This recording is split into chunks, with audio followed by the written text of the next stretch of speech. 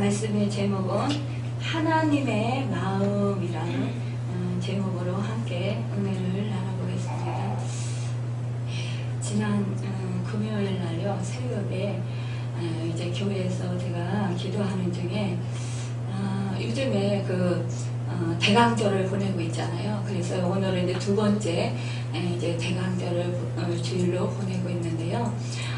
그렇기 때문에 예수님께서 그 높은 하늘 보좌 버리시고 이 땅에 그 완전한 인간의 몸을 입고 그것도 왕궁으로 오신 것이 아니라 그 아주 작은 굴 베들레헴 그 마구간에서 태어나셨어요. 그리고 그분이 또한 이제 키와 지혜가 자람에 따라 더욱더 하나님에게나 사람에게나 칭찬받고 사랑받으셨지만 그러나 그분이 강고를 많이 아신 자요 질고를 많이 아는 자라고 하셨습니다. 가난한 자들과 함께 생활하셨고 또한 모든 그 많은 질병으로 인하여서 고통받는 자들과 함께 하시면서 또 그 고통받는 자들의 그 아픔을 옆에서 지켜보시면서 또한 그 예수님도 아마 아프셨을지 모르겠어요. 여하나 승났다고 하셨습니다. 우리 주님이요 아주 강하고 굉장히 건강했을 것이라고 생각하지만 우리 그 이사야에서 그 선지자의 그 예언의 말씀을 보면 여한한 숨 같고 그 좋은 풍채도 없으시다 그랬어요. 아주 강고를 많이 겪은 자라고 말씀하고 있습니다. 이렇게요, 우리 주님이요, 우리 인생들, 우리의 사람들의 그 고통과 아픔과 슬픔과 그 모든 것들을 다 체휼하신 분이라서 우리의 모든 마음 상태 또 우리의 모든 고통과 아픔을 다 아시고 계시는 분이시기 때문에 우리의 위로를 넘치게 하시는 분이라고 말씀하고 있습니다. 이렇게요, 그런 그 어렸을 때부터 또한 이제 좀 커서 그 아버지 요셉이 또 그 돌아가시고 나서 또 그 동생들을 돌보고 부모님을 돌보는 또 가장의 역할을 감당하셔야 했습니다. 목소리를 하시면서요. 그리고 나서 또 이제 제자들을 또 부르시고 또 이제 해당에 다니시면서 말씀을 전하시고 또 천국 복음을 선포하셨어요. 그리고 병든 자들을 찾아다니면서 치유하시고 또 귀신 들린 자들에게 귀신을 쫓아내 주시고 또 그 제자들과 함께 하시면서 그런 그 삶을 사셨습니다. 그런데 그 예수님께서 우리의 모든 인류의 모든 인생들의 그 죄를 감당해 주시기 위해서 그 하나님 아버지의 말씀을 순종해서 이제 십자가에 죄 없으신 분이 못 박히시고 또 그 채찍에 맞으시고 침뱉음 당하시고 모욕 당하시고 욕을 받으시고 그러시고 또 조롱을 당하시면서 그렇게 머리에 그 로마 그 군인들에게 그 머리에 가시관도 그렇게 쓰셨어요. 그리고 또한 채찍에 맞으시고 십자가에 못 박히시고 물과표를 다 쏟으시고 죽으셨습니다. 그리고 이제 무덤에 계시다가 장사한 지 사흘 만에 부활하셨고 또 부활하셔서 또 40일 동안 이 땅에서 제자들과 함께 하시면서 또한 이제 부활하신 예수님을 보여주시고 또 함께 또 하셨습니다. 그리고 나서 이제 찾아가셨고 또 40일이 지나서 이제 하늘로 올려가시면서 너희가 성령을 받기까지 기도하라고 이렇게 말씀하시고 가시면서 너희가 땅 끝까지 이르러 내 증인이 되라고 말씀하셨습니다. 그리고 나셔서 이제 우리에게 정말 그 전혀 기도에 힘쓴 이들에게 그 성령의 그 50일이 지나자 오순절이 지나자 그 오순절날 놀라운 그 성령의 역사를 일으켜 주셨습니다. 그러자 떨고 그 감옥에 갈까봐 죽임을 당할까봐 그렇게 두려워하고 피해 다니던 이들이 이제는 죽음을 각오하고 순교를 각오하고 그들이 나가서 힘써서 담대하게 복음을 전하며 예수님의 그 제자의 역할을 잘 감당하는 것을 볼 수가 있어요. 또한 예수님께서 우리를 위해서 중보기도 지금도 하고 계신 분이십니다.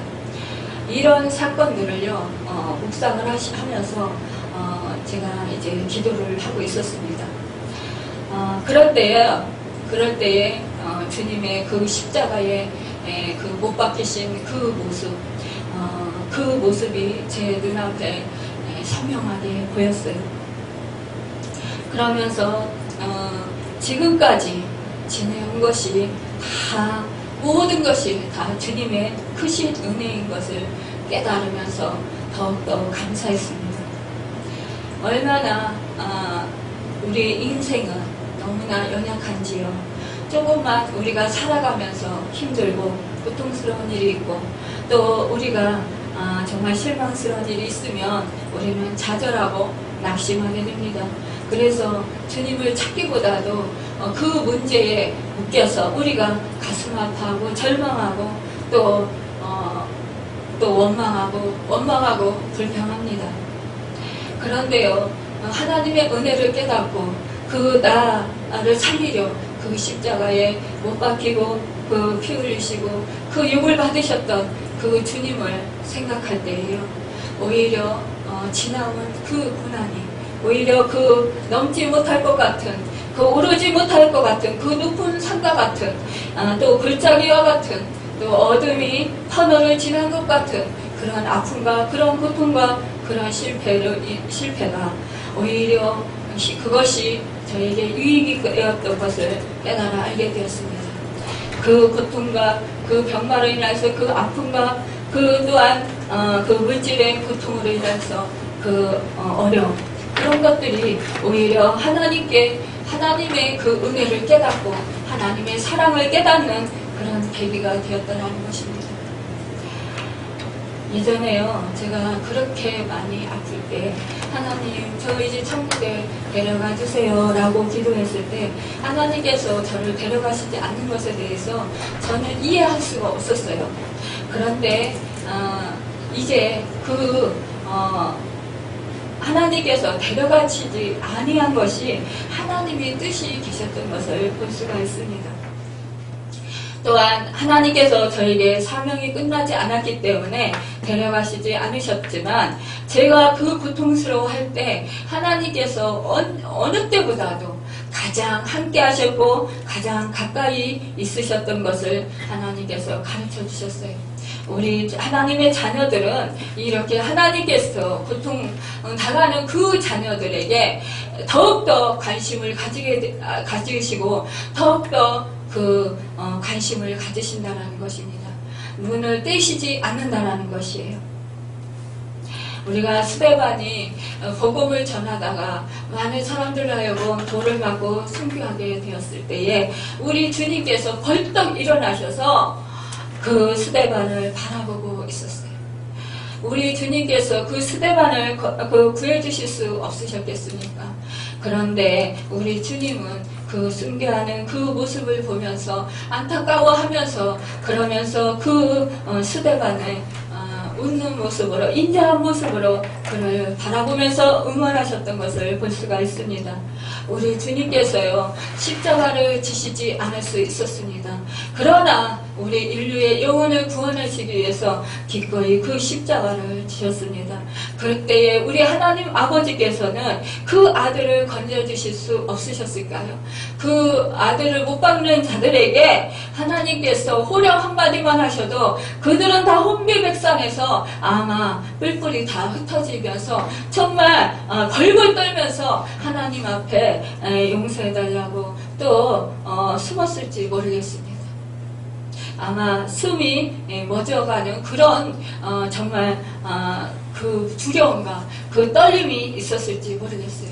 그러나 하나님께서는 이 인류를 구원해 주시기 위해서, 모든 영혼들을 구원해 주시기 위해서 하나밖에 없으신 그 아들을 이 땅에 보내시고 이 땅에 그 영혼들을 구원하시기 위해서 여러분과 저를 구원해 주시기 위해서 정말 그 아들을 당신의 목숨보다 아끼시는 그 아들을 십자가에 못 박아 죽게까지 그렇게 허락하셨던 것을 볼 수가 있습니다. 그 큰 사랑을 받은 여러분과 저는 오늘도 그 큰 사랑을 잊지 말아야 되겠습니다. 오늘 본문 말씀에 보면은요, 요나가 가기 싫은 곳에 정말 억지로 가서 이제 40일 동안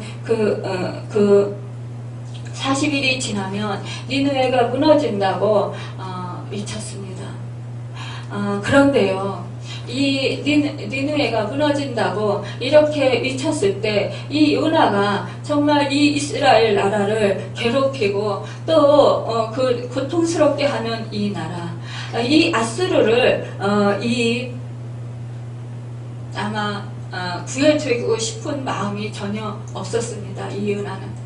그래서 하나님께서 니느웨로 가라고 말씀하셨을 때 이곳에 오기 싫어서 니느웨로 그 다시스로 가는 배를 타고 갔던 것을 볼 수가 있습니다. 그런데 하나님께서는 하나님의 그 사명을 부인하는 그 요나에게 이제 탔던 그 배가 풍랑을 만나게 하시고 큰 물고기를 예비하셔서 그곳으로 결국은 이제 그 풍랑을 만나서 그 물고기 그가 물고기 뱃속에 들어가게 되었고 결국은 하나님께서 니느웨의 그 물고기를 그 요나를 토해내게 하셔서 그가 결국 하나님께 순복하게 되었습니다. 그리고 그는 하나님의 뜻대로 이제 복음을 외칩니다. 그런데요, 이 요나가 큰 소리로 외쳤겠습니까? 그렇지 않았을 것입니다. 아마 이 백성들이 그 회개하고 구원받는 것이 싫어서 아마 작은 소리로 억지로 할 수 없이 아마 마지못해서 그냥 작은 소리로 했을지 모르겠어요. 그런데 놀랍게도 그 요나가 한 그 말에 이 느느웨 성에 있는 그 사람들이 금식을 하면서 회개를 하는 거예요. 그리고 이 소식을 듣자 이 니느웨 왕이 왕복을 벗고 붉은 베옷을 입고 제위에 앉아 회개하면서 조서를 내립니다. 사람이나 심지어 짐승이나 소떼나 양떼나 아무것도 입에 대지 말고 물도 마시지 말고 힘써 하나님께 부르짖어 회개하고 악한 길과 손으로 행한 강포에서 떠나라고 그렇게 선포합니다.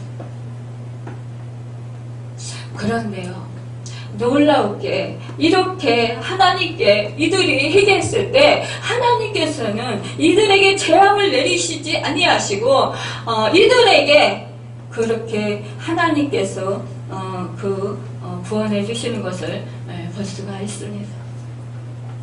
제가 예전에 가정교회를 하기 전에 목사 안수를 받고 계속 섬기던 교회를 섬겼었어요.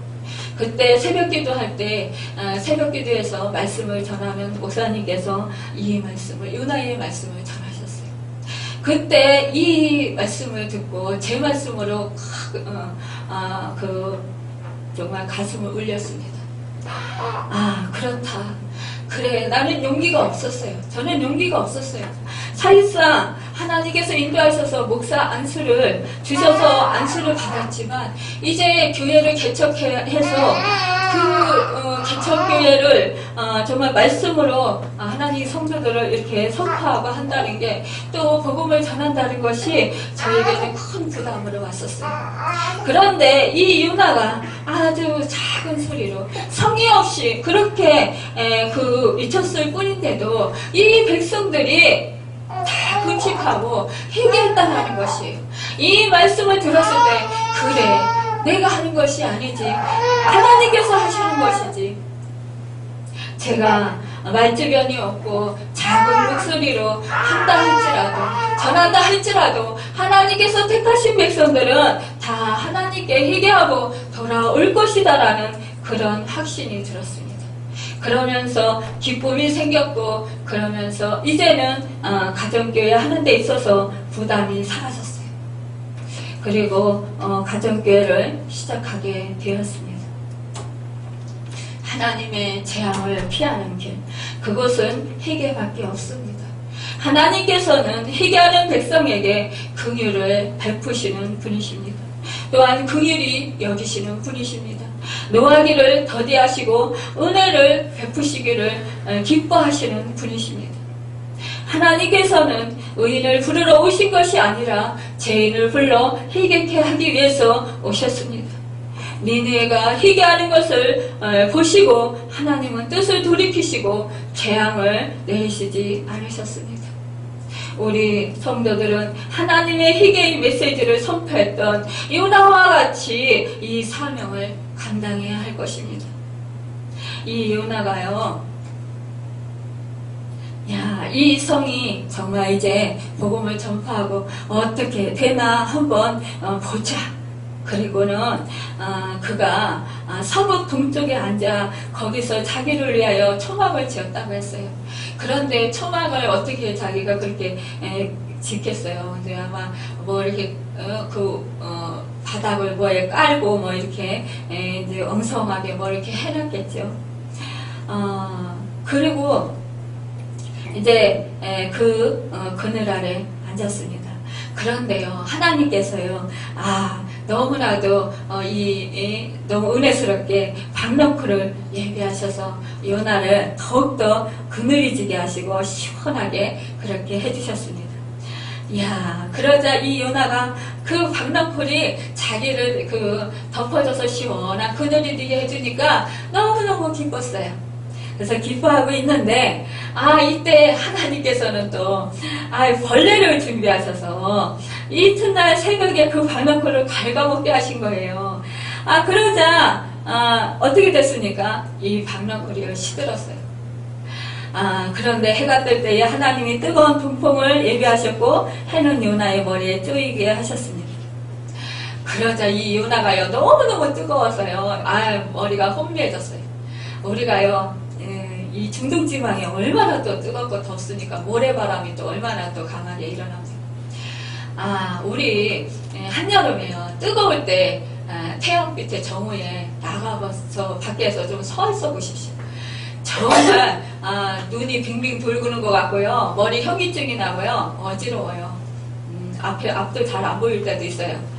그런데 이 요나가 얼마나 뜨겁고 또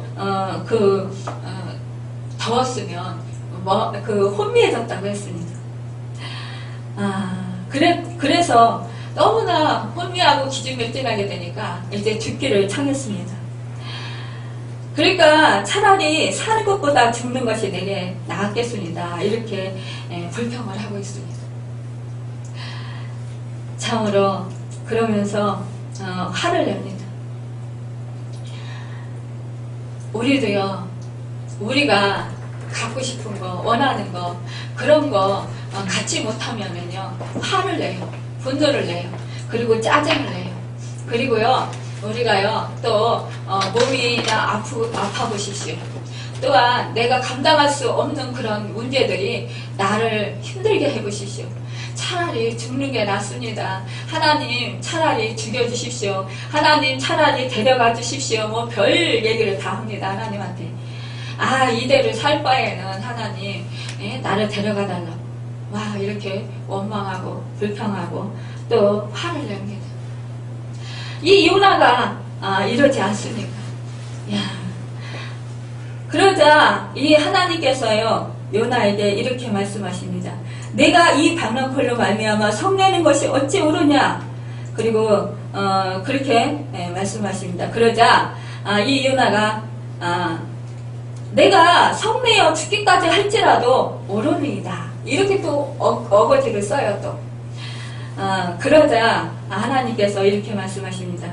내가 수고도 아니하였고 재배도 아니하였고 하룻밤에 났다가 하룻밤에 말라버린 이 박너클을 아꼈거든. 하물며 이 큰 성을 니느웨에는 좌우를 분별하지 못하는 자가 12만여 명이요 가축도 많이 있나니 내가 어찌 아끼지 아니하겠느냐 이렇게 말씀을 하십니다. 이 요나는요 이 아수르 이 나라가요 멸망했으면 좋은 거예요. 이 나라가 딱 그냥 하나님의 진노를 사서 왜 내 백성들을 괴롭히느냐 그러면서 이 나라를 완전히 아주 초토화시켰으면 좋은 거예요. 아주 뻔때를 보여줬으면 좋은 거예요. 우리가요 누가 나를 힘들게 하고 나를 고통스럽게 하고 내 마음을 상하게 하면요 야, 저 원수 같은 사람 저거 정말 무슨 하늘에서 벼락을 앞때려 주시나 막 이러면서 벼락 맞아 죽었으면 좋겠다 막 이렇게 저주하진 않나요? 야, 저 사람 하는 일이 잘못됐으면 참 좋겠다 그렇게 생각하진 않나요? 우리는 이 요나의 심정을 보면서 우리 자신의 심정을 볼 수가 있습니다. 우리 또한 우리를 괴롭히고 우리를 힘들게 하고 우리를 아프게 하는 그 사람을 미워합니다. 그리고 저주합니다. 그리고 원수라고 생각을 합니다. 사실상 이 이스라엘에게 이 아수르는요 아주 원수였어요. 적대국이었어요. 괴롭히는 나라 백성. 그러니 아니 이 백성들이 구원을 얻으면 얼마나 배가 아파요. 그러니까 정말 구원 얻는 것이 싫었습니다. 그런데 하나님은 이 백성들을 아낀단 말입니다. 이 백성들을 구원해 주시기를 원하셨던 것입니다.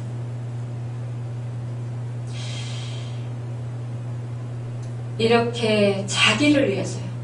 정말 자기가 심지 아니하고 재배하지 아니한 키우지도 아니한 이 박넝쿨로 인하여서 이 요나가 수고도 아니한 이 요나가 그 아끼는 그 박넝쿨이요 이렇게 시들어서 죽어버린 것에 대해서는 너무너무 안타까워하고 화를 내면서 속상해하고 그러는데 이 정말 좌우 그러니까 오른쪽 왼쪽 또 구별하지 못하는 사람들 그러니까 하늘과 땅도 구별하지 못하는 사람들 이 사람들 분별하지 못하는 사람이 12만여 명이나 된다 그랬어요.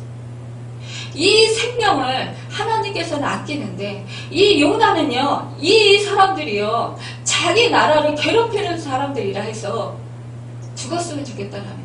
멸망했으면 좋겠다라는 거예요. 자기를 유익하게 하고 자기를 좋게 하는 이 아차는 박넝쿨은 그렇게 아끼면서도 이 수많은 영혼 이 수많은 그 짐승과 가축들 아끼지 않았다라는 거예요.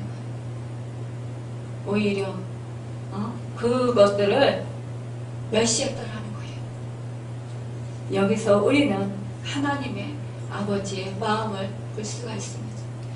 우리 하나님은요 우리 원수라 할지라도요 우리를 아프게 하는 사람들이라 할지라도요 그 사람들이 하나님의 관심 안에 있다는 것이에요. 그래서 그 영혼들을 구원해 주시기 위해서 이 땅에 죄 없으시고 흠 없으신 하나님이시고 하나님의 아들이신 하나밖에 없으신 그 아들을 이 땅에 죽음으로 내버렸던 것이에요. 이 땅에 보내셨던 것이에요.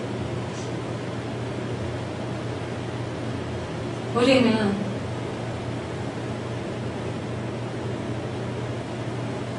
그 사람들을 사랑한다고 말을 많이 합니다. 내 가족을 사랑한다고 말을 합니다. 그런데 내 가족이라 할지라도요 나를 힘들게 하고 나를 아프게 하고 내 마음에 상처 주는 말을 하면은요 미워해요. 원망해요. 너 때문에 내가 이렇게 고통을 당한다고 내가 이렇게 슬픔을 당한다고 하물며 나를 낳아주고 나를 키워주고 나의 모든 정말 내가 잘 되기를 원하면서 필요를 채워줬던 그 부모님마저도요 나를 힘들게 하고 나를 고통스럽게 하면은요 원망하고 미워합니다. 우리는 이렇게 해요. 우리 인간은 이렇게 악합니다.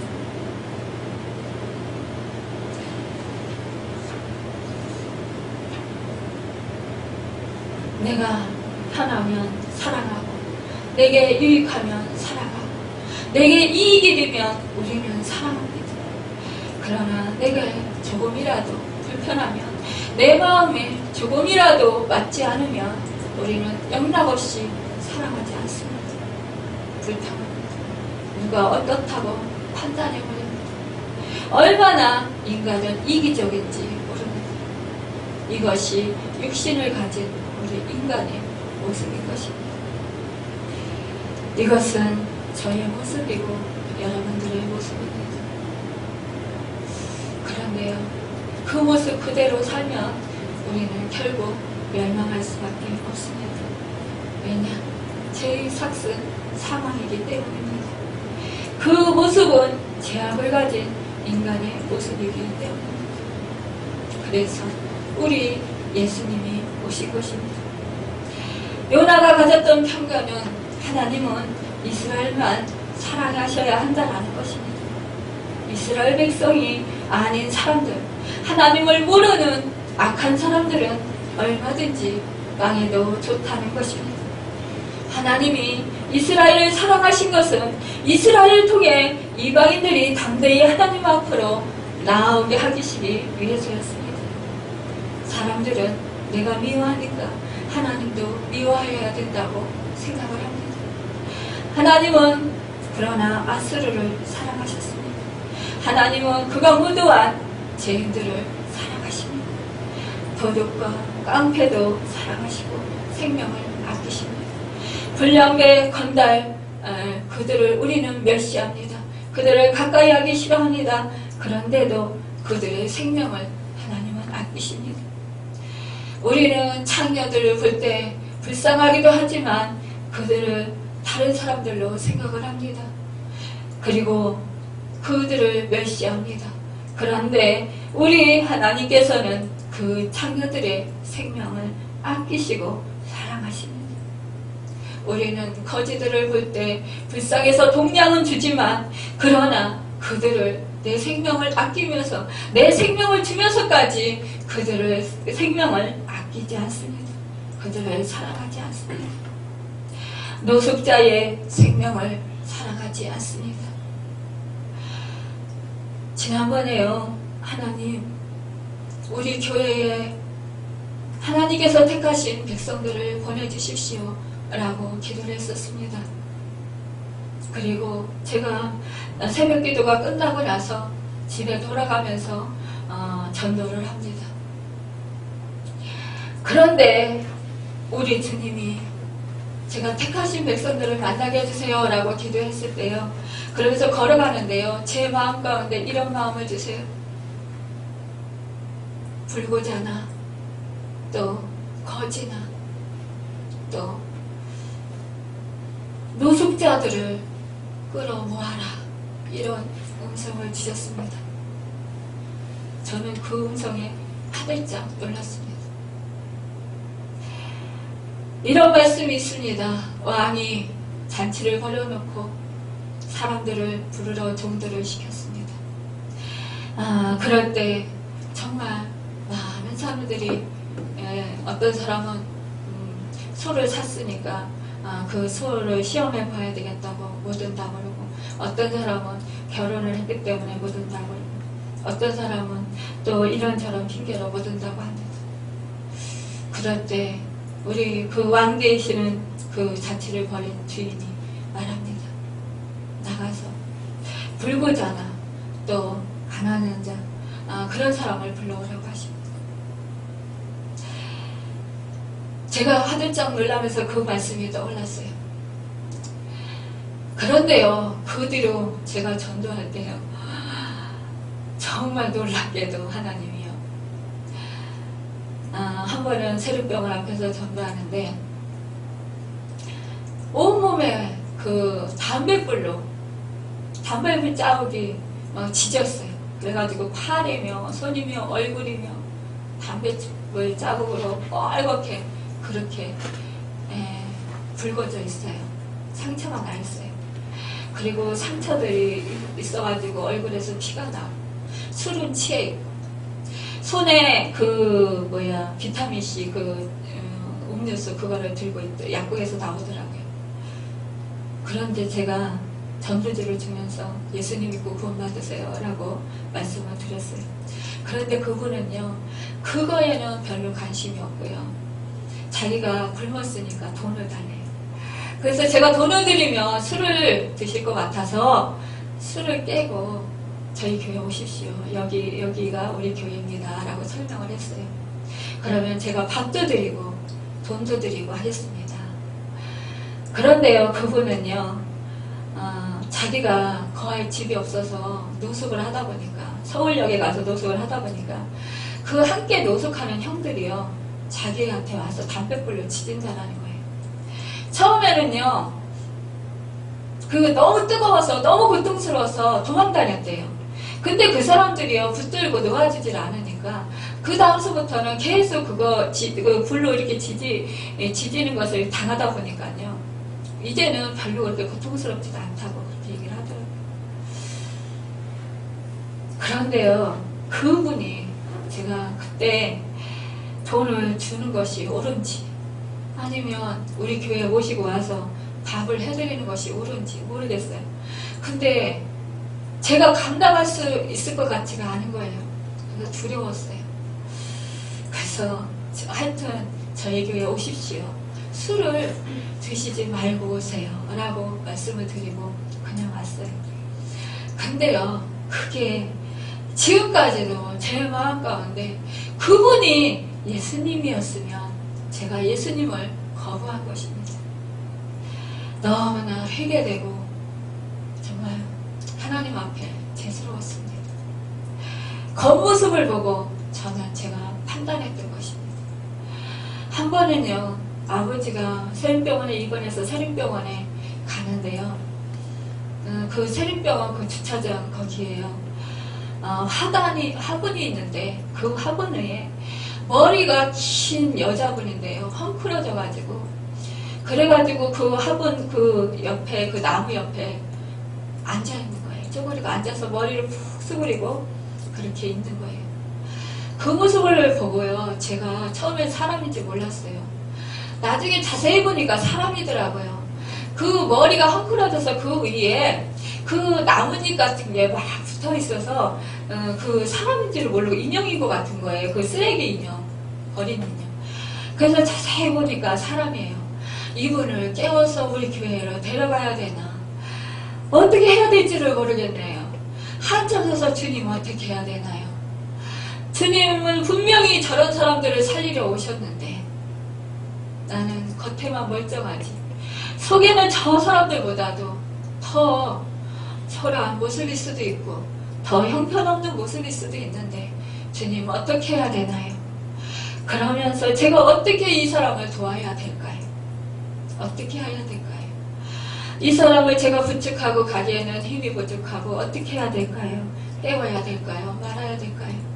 한참을 서서 기도하면서 그분 한번 보고 나를 한번 보고 또 땅을 보고 하늘을 보고 그러면서 기도했습니다.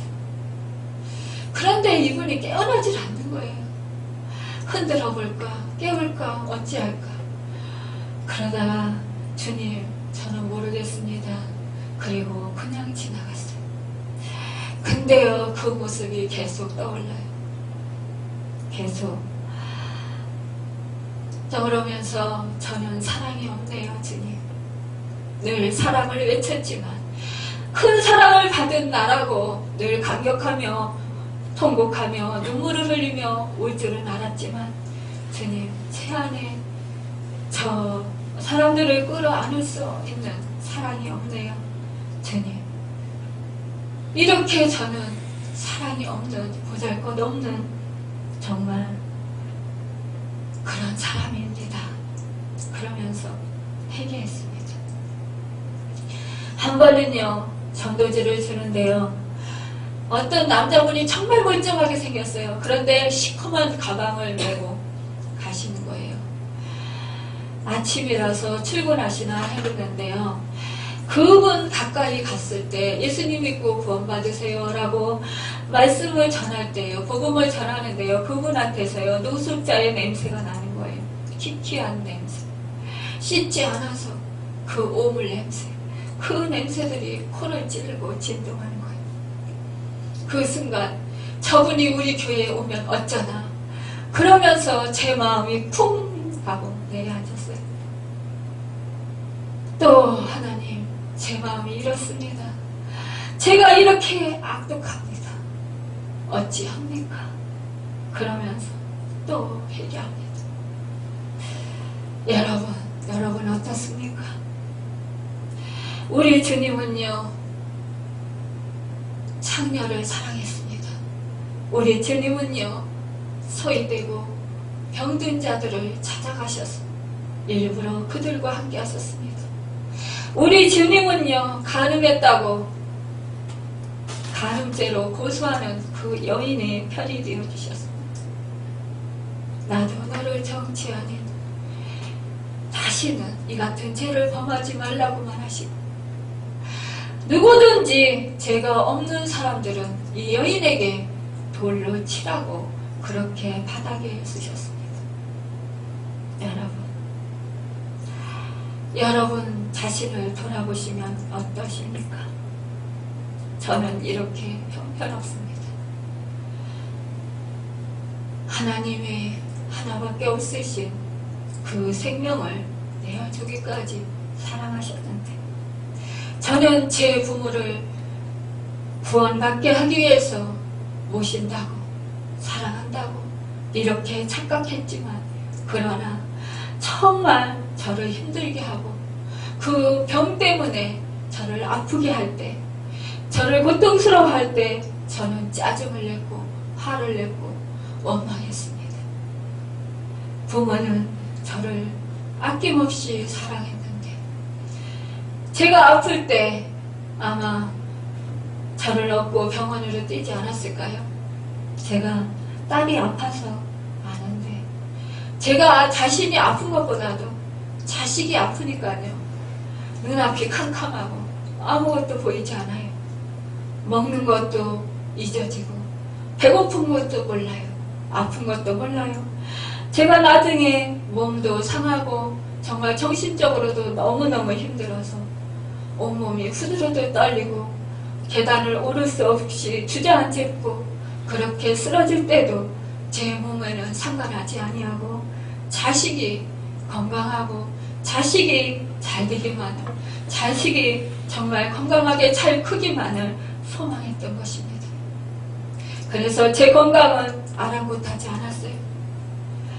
이것이 바로 부모의 마음인데, 그렇게 부모는 우리를 그렇게 키웠습니다. 그럼에도 불구하고 나 자식된 나는 내가 조금만 힘들고 조금만 고통스러우면 하나님께서 왜 천국에 데려가시지 아니하시고, 이렇게 아픔과 이렇게 고통 속에서 나도 고통스럽고 부모님도 고통을 당하시면서 이렇게 서로 힘들게 살아야 되나, 이러면서 짜증을 내고 속상해하고, 또 내가 사람 없음에 대해서 한탄하면서 그렇게 사는 적이 많이 있습니다. 여러분, 우리는 주님의 사랑을 본받기를 원하고 주님의 사랑 받은 자들로서 그 사랑을 품고 사랑하기를 원합니다. 그러나 그 내 사랑은 한계가 있는 사랑이고, 결국은 내가 사랑하려고 한다고 할지라도 그것은 내 편에 서서 내 생각대로 사랑하는, 내 잣대로 사랑하는 것에 불과합니다. 그래서 내 뜻대로 상대방이 되어주지 아니할 때, 내 뜻대로 살아주지 아니할 때, 내 뜻대로 그 사람이 변화되지 아니할 때 우리는 만족하고 기뻐합니다.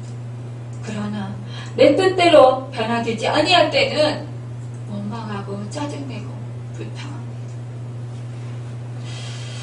그래서 내 뜻대로 왜 되어지지 않느냐고 그러면서 화를 냅니다. 분노합니다. 이 요나처럼 말입니다. 여러분, 우리는 죄는 미워해도 사랑은 미워하지 말아야 합니다. 우리는 정죄를 할 수 없습니다. 우리는 판단하고 정죄할 수 없어요. 우리가 정죄할 때 그 정죄함으로 말미암아 나 또한 정죄를 받게 되는 것입니다. 여러분, 하나님께 맡기고 하나님의 뜻을 우리가 이루는 자들이 되어야지, 내 뜻을 하나님께서 맞춰주시지 않는다고 원망하고 또 하나님께 불평하지 말아야 되겠습니다. 하나님 뜻이 우리를 통해서 이루어지도록 내 자신을 내어드리고 하나님의 사랑이 나를 통해서 나타나도록 내 마음을 드리고 내 손과 내 발과 내 지식과 지혜와 내 머리와 그 모든 것을 온전히 드려야 할 것입니다. 그리할 때 우리는 주님의 몸이 되고 주님의 마음이 되고 하나님 아버지의 마음이 될 수 있을 것입니다. 여러분, 하나님 아버지의 마음을 헤아리고 하나님 아버지의 마음을 우리 품에, 우리 마음 가운데 품으시기를 예수님의 이름으로 축원합니다. 기도하겠습니다.